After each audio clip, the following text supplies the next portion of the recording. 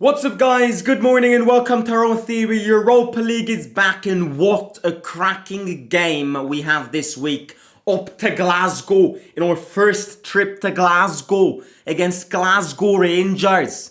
Don't mind my Scottish accent. Italians love the Scots. There's a bond between us guys. I really have a soft spot for Scotland. I admire their culture. I admire everything around Scotland. I've been to Scotland when I was a young kid, and we're gonna get into my Scottish experience in a second. But just to explain in a few words how much I love the Scottish people, I was in Greece this summer with my friends, and we were outside the club district, and there was this group of Scottish guys that kind of came towards us, and I was like, oh my god, they're huge. They're gonna beat the shit out of us. And that wasn't the case. They came next to us because they heard us speak Italian, and they were like, Bonucci, Bonucci, England, England, Bonucci. So yeah, Italians and Scottish, we love each other, and I'm so excited for a double whammy in Scotland in our Europa League journey.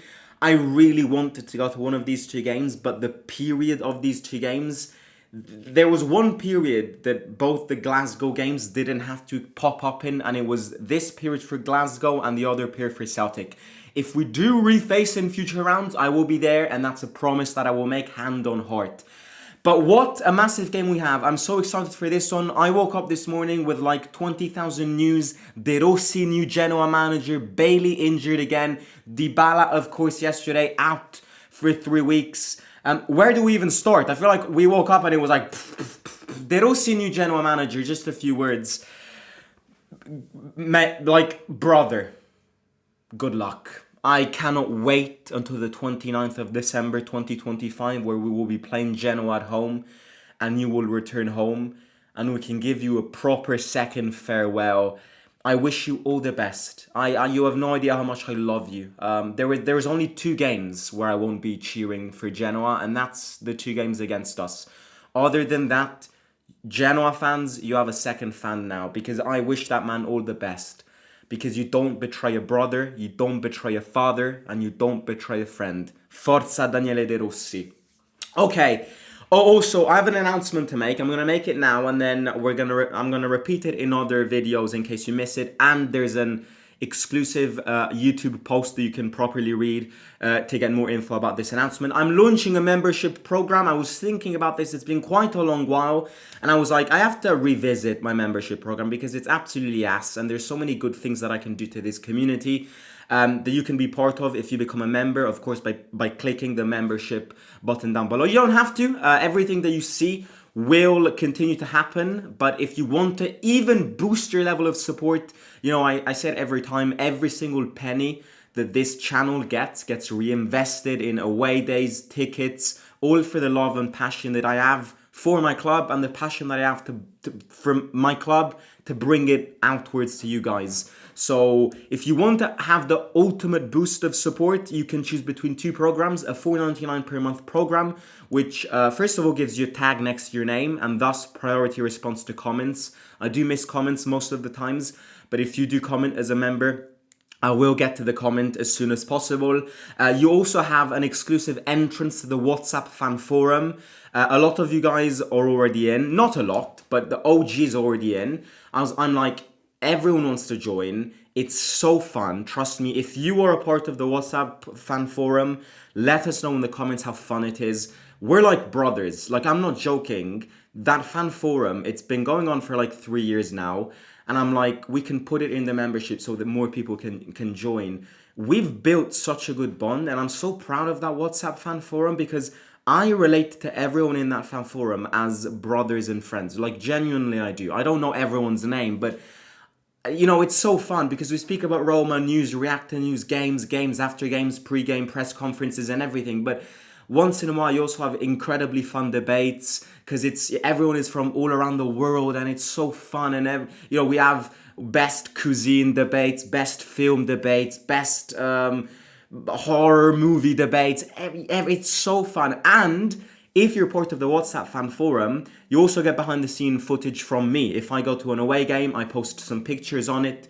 So I honestly think it's worth the price because it's so fun. And with a $4.99 offer, you also get personalized AS Roma emojis to use in comments and live chats.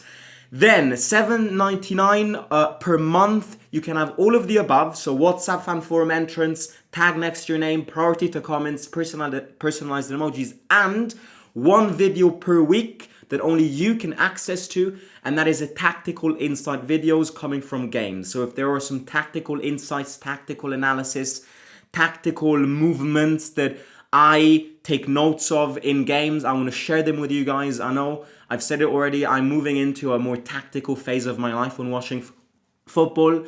So yeah, those are my two offers. You can choose between the two. If you don't have the chance or can't afford one of these two, don't worry, everything you see will still come your way. But you can choose between the $4.99 per month or the $7.99 per month with everything down below. If you do want to join, it's the membership button down below. Let's get cracking because we deserve it. Okay, first of all, guys, this game is very delicate. This game is very, very, very, very delicate. And it is because at the start of the season, when the Europa League fixtures came out, I was like, this game is hostile, but I was convinced that we were going to get to this game with 3 wins because maybe not 3 wins, but with the majority of points. I thought that we were going to win against Nice, and I definitely thought that we were going to win at home against Viktoria Plzen. Against Lille, I could have thought, against Lille, we all remember the penalty drama. A draw would have been fine. We get to this game now, we're coming from 2 home defeats in the Europa League. And we kind of need to win this. Like, it's kind of an obligation. Now, yes, with the new Champions League European format, technically, it is important to get in the top 8. We've said this so many times, but it's not essential. Like, even if you get in the top 24, which is presumably gonna happen, you're gonna go through and play the playoffs. If we can avoid the playoffs, of course we have to, because I think we're one of the best teams in this Europa League. But, you know, I can understand why especially in this initial stage, we've treated the Europa League. I don't understand it. I will never be a fan of this. But if we're giving so much priority to the league this season, then it makes sense that in these first 8 rounds of the Europa League, you take it a bit chilled because technically you know that you're going to get in the first 24. Then, of course, you won the top 8. You definitely won the top 8. But if you get in the top 24, it's bad, but it's not dramatic. That's the way I see it. But we need to win this game, because if we don't win this game, we're out of the top 24 zone. And Glasgow Rangers sat rock bottom of the 36 teams. They're coming from a very bad start. I'm gonna get into them in a second. But, yeah, this is a very, very, very delicate game from us. Dybala injured, Bailey again injured this morning. Is it the scam of the century? Is it a Renato Sanchez 2.0? We also have a big game next weekend against Udinese, so I expect a few changes also considering that game. But this is a game that we have to win. It's not an easy game at all. Travelling up there with the cold 9 p.m. kickoff with a northern wind, Scottish hostile fans, Ibrox Stadium. Like, this is a game where you just get a duvet, your pajamas, you sat on the sofa, and you drink a hot chocolate. Like, this is a Christmas vibe game, and I can't wait for it. But you get the point. It's not a game, especially considering the 2 results that we're coming from in the Europa League. You need to kind of change the direction, because 3 defeats out of the last 3 in the Europa League would be kind of dramatic, considering we also need to return to Scotland in a month and face the other side of Glasgow, the green side of Glasgow, the side that Rangers hate. So again, I'm not that I understand the complexities of tomorrow's game. I really do. But speaking about Rangers, I think Rangers have had a bad season, and it's not me saying this. Rangers fans will agree. I I hoped part of me hoped that we would have faced Rangers back in their Russell Martin era. Um, the funny thing is about the Russell Martin era is that I know nothing about that man. I don't know much about Glasgow Rangers players. I don't know much about the Scottish Premiership. I just know that Hearts are leading it, which is a surprise. But the funny thing is that there was a period like a month ago that on my TikTok feed, the only thing I got, and I'm not joking, I don't know how the algorithm even connected me with Russell Martin, but there was a period a month ago where on my TikTok feed, I only got videos and edits of Glasgow Rangers living in an insane crisis and fans protesting, wearing a Russell Martin face mask at the stadium, and this man continuing to say that he was not gonna resign. Like, it was weird because I knew nothing about the situation, but I got actually quite interested about it, and I know everything about it. I know that he got sacked. I know that they absolutely hated him. I know that he was absolutely terrible, which I actually wanted this game in that period because it would have been a guaranteed win. I mean, the way, not Celtic, Rangers fan described this, anyone who would have faced Glasgow Rangers in the Russell Martin era would have beat them. So I'm like, damn it. He could have resisted a bit longer. Now they have another manager, Roll, never heard of him. No, sorry, that's their manager is Moore. They were in talks of bringing Stevie G back, but he didn't accept. Overall, it's not been a good season, which is why they're not top two in the Scottish League and they're rock bottom in the Europa League. But ever since they sacked Russell Martin, they have been a bit better. In the last 6 games, I believe they lost 0. So they're picking up a bit of form. As always, in these games, the difficult thing is that Italian football is very far behind Northern European football. And this is something that I see every time Italian teams, not just Roma, go away in Northern Europe. I see it every time. Italian football is old. Italian football is not innovative. So whenever Italian teams go and play in these hostile, cold conditions, they always get absolutely battered because these teams run. These teams run a lot. Now, again, as I always say, Gasperini is kind of like the least Italian manager that there is out there because he's the least. Ignore these first months at Roma because they're not Gasperinian at all. He's technically the least defensive one, okay? And that doesn't mean that defense is not. You shouldn't prioritize defense. But it also means that whenever you face these teams, you have to match their intensity. And this is something that Italian teams don't do. And it's not a surprise that every time an Italian team goes up north somewhere, they get battered. I look at us whenever we go to Sweden, or Sweden we lost to Elfsborg. Norway we lost to Bodo 2 times. Napoli lost the Netherlands, PSV Eindhoven 6-1 last week, 6-2. Juventus last season against PSV Eindhoven got absolutely battered in that playoff and lost and got eliminated. It's not easy to go in these conditions, which is why I say this is not an easy game at all. Yes, Rangers might not be living their best moment, but it's not an easy game at all. So quality isn't always the case. Quality is definitely a component which pens the balance, but it's not always the case. Because if you can't match quality with intensity, the intensity will prevail over the quality. So the way I see this is, would I take a draw? No, I wouldn't. I think we have to win. Do I think a draw in this game would be a dramatic result? No, the dramatic result were the 2 defeats at home, not this one if you draw.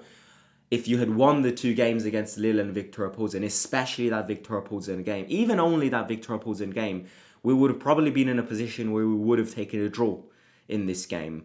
But no, I don't want to draw, I want to win. And I understand the complexities, but we have to try and get around them. We're coming from a defeat in Milan. We've got a big game next weekend against Udinese. So I do expect a few changes. My predicted 11 for this game, I mean, there were many changes in my predicted 11, to be honest with you, but a lot of them are forced, especially in attack because Dybala and Bailey are injured.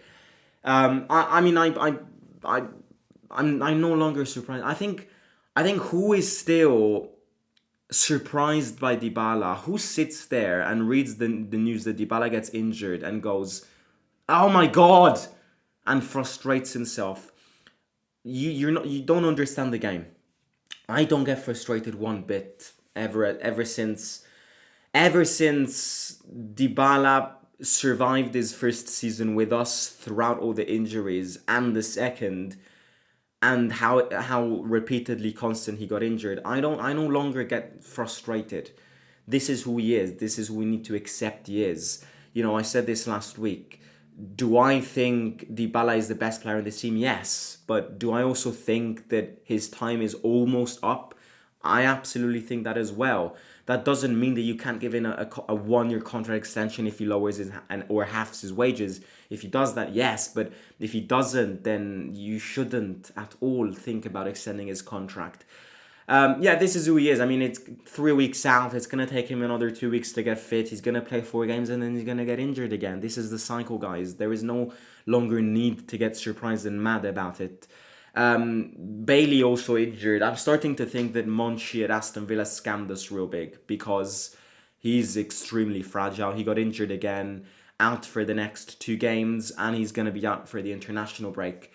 Yeah, I mean, again, that proves that the transfer window this summer was absolutely catastrophic and that Gasperini didn't get backed one bit, especially in the offensive selections that we picked. So those 2 players are going to be out. My predicted 11 is pretty standard. The only thing in question that I have, I'm pretty sure Wrench will start. Defense is going to be that. Wesley, Tsimikas could start, yes, but Wesley is playing good. The only thing that I can see is Cristante playing behind Dovbyk and next to Sule, or next to Pellegrini, and Elanawi playing next to Kone. Because Gasperini does start Cristante more advanced, and he did it in Milan as well. But I'm not sure if he wants to do that against Udinese. That's my predicted 11. Not much to add. I think it is going to be that or something similar to that with Dovbyk back up front, of course, with Dybala out. Yeah, other than that, I'm excited for this one. I really am. I am. I've got good memories of Scotland. I was there when I was very little. And I had a friend from Scotland, and I was like 8 years old, and I spent the 2 weeks in the summer at his grandparents' house with him in Scotland, and it was like the coziest experience ever. It never stopped raining, and mind me, we're speaking about mid-July. It was so cold that I think mid-July in Scotland that year, I've never felt even in December in Rome.